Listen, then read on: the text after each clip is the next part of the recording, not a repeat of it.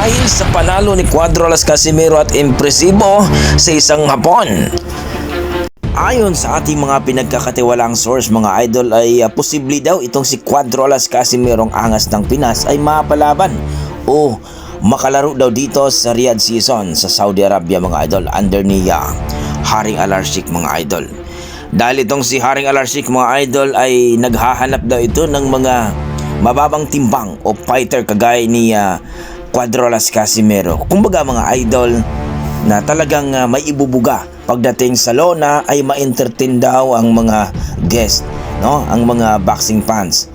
Kung maalala nyo mga idol, kinuha daw itong si Naoya Inoue ni Haring Al-Rashik na mapalaban dito sa Riyadh season sapagkat nakita daw niya na malupit daw talaga ito, no? Talagang knockdown at TKO daw ang sasapitin ng mga kalaban. At isa pa ay isa itong undisputed, kumbaga 2 times undisputed ito mga idol, kaya namangha itong si Al-Rashik. Pero nung nakita daw niya ito nung lumaban dito kay David Picasso na hindi naman daw ito real na elite fighter itong si Picasso, kumbaga rank number 2 lang ito sa WBC dito sa super bantamweight, pero wala pang napatunayan sa lona mga idol. Kumbaga hindi pa nagkampiyon, kaya ini-expect daw ni Haring Al-Rashik na maganda ang pinapakita ni Naoya Inoue. Pero sa laban kasi mga idol ay walang nangyari. Hindi magandang performance, walang knockdown, hindi na TKO. Kung baga pareho silang flawless ang mukha pagkatapos ng laban mga idol. Inaasahan kasi ng mga boxing fans mga idol na talagang bakbakang malupit. Talagang knockdown, TKO ang mangyayari mga idol. Ganyan kasi ang boxing mga idol. Kumbaga nagbabayad ka ng malaki para makita mo ang excitement, no? Excited na talagang mai-entertain ka sa ganung laban. Pero dito kasi mga idol ang laki ng binayad ni Haring Al-Rashik pero hindi naman maganda ang performance ni Naoya Inoue. Aminado naman si Naoya Inoue mga idol na hindi daw siya, no, na hindi niya nagugustuhan ang kanyang laban kasi hindi daw niya na-knockdown si Picasso. Kasi sino ba si Picasso? Hindi naman daw ito kagaya ni Casimero na talagang masasabi mo na champion ito, no? Si Luis Nery, yan, mga champion kasi yan mga idol.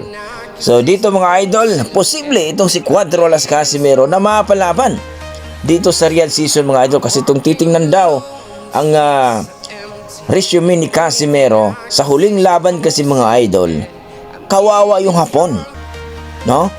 Basag ang ilong at TKO ang inabot sa round 5. Kaya nakipagkumikinta ito ang ating malupit na promoter itong si Cookie Kamida mga idol ni Sean Gibbons na ito, no, na makausap at ma-reach itong si Haring Al-Rashik mga idol.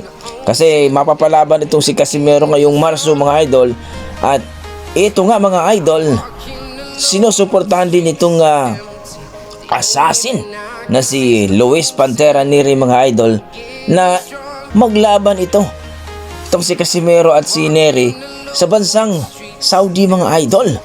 Dahil parihong malupit, parihong dating kampiyon mga idol at parihong maangas ang bad boy ng Mexico na si Luis Pantera Nery at itong si Cuadro-Las Casimero.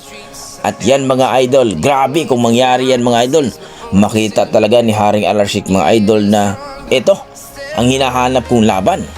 Dahil alam naman natin mga idol na itong si Luis Nery hindi talaga yan na umaatras. At lalong na ating pambato na si Alas. Kung mangyayari yan mga idol, yan ang sinasabi natin mga idol. Isang maangas sa Pilipinas at isang bad boy sa Mexico ang maglaban. At yan ay parihong kampiyon mga idol. Talagang walang takot yan. Walang daga sa dibdib pag makipagbakbakan. So kayo mga idol, kung sakaling matuloy ang laban ito, no, sa Riyadh season mga idol, tiba-tiba na naman ang ating pambato dyan mga idol. Dahil si Haring Al-Rashik mga idol ay malupit magbayad yan, lalong-lalo na itong si Cookie Kamida. So kayo mga idol, ano masasabi nyo dito? Please comment down below mga idol para ating pag-usapan. Maraming salamat.